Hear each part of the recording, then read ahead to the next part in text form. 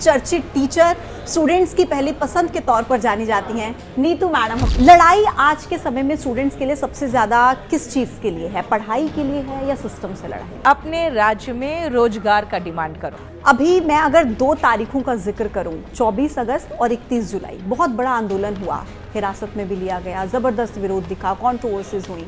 Lathi charge in the sense क्या हुआ कि स्टेज पे चढ़ के कुछ लोग थे जो सादी वर्दी में थे, पुलिस वाले ही थे मोस्ट प्रोबेबली, और उन्होंने उठा के वहाँ से बच्चों को और टीचर्स को फेंकना शुरू किया।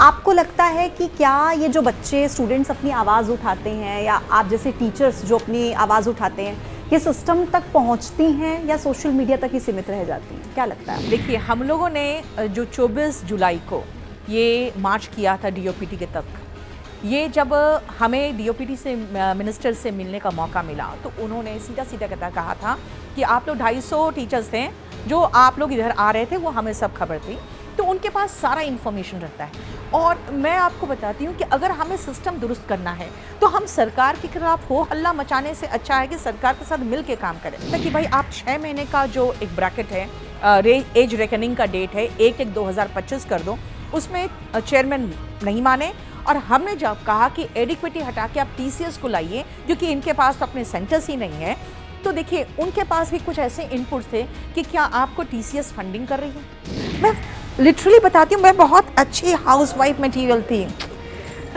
मर्दों की किस्मत खराब है यार। ये सही बात है मैम। और युवाओं में एक शब्द होता है प्रेम, लव, मोहब्बत, इश्क, बहुत ज़्यादा वायरल रहता है उनके बीच में। और आपने भी कहीं पे कहा था कि मैं एक ही लाइफ के एग्ज़ाम में फेल हुई हूँ और वो भी 2 बार, और वो था इश्क का एग्ज़ाम। सर की वाइफ का घूंघट उठा के देखा था। मैं अब आपसे ये जानना चाहता हूँ खान सर की वाइफ कौन है? लेकिन जो सामाजिक दायरा है उसमें छात्रों को कहीं ना कहीं प्यार करने से रोका जाता है। क्या आप ये मानती हैं कि प्यार छात्रों की ग्रोथ को रोक देता है?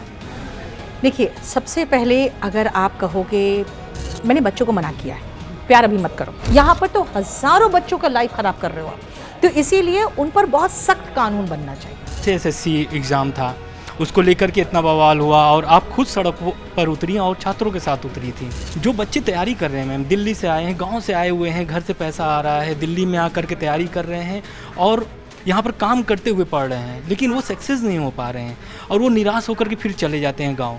टैलेंट है, लेकिन क्या है कि या तो फिर वो परीक्षा नहीं निकाल पा रहे हैं या तो फिर परीक्षाएं। आप लिव इन कल्चर का सपोर्ट करती हैं कि? हर सरकार युवाओं के बारे में बात करती है, लेकिन जब रोजगार देने की बात आती है, जब रोजगार का युवाओं का मामला उठता है तो सरकार चुप बैठ जाती है। तो आप इस सरकार को कितना नंबर देंगे? जो कम एज की लड़कियां हैं उनको फ़ोन नहीं पकड़ाना चाहिए क्योंकि वो लड़कों से बात करती हैं, गलत काम करती हैं, कॉल रिकॉर्डिंग्स लीक होते हैं। जब से ऑनलाइन एग्ज़ाम मोड में आया है तब से धांधली बहुत बढ़ गई है। अनिरुद्धाचार्य, प्रेमानंद, रामभद्राचार्य, बहुत सारे लोग अपने अपने तरह से धर्म की व्याख्या कर रहे हैं और इस बीच आजकल ओशो भी जो है लोगों के क्लिप में बहुत आ रहे हैं। तो आपके हिसाब से लोग किसको फॉलो करें या कौन सबसे ज़्यादा लॉजिकल लगता है आपको?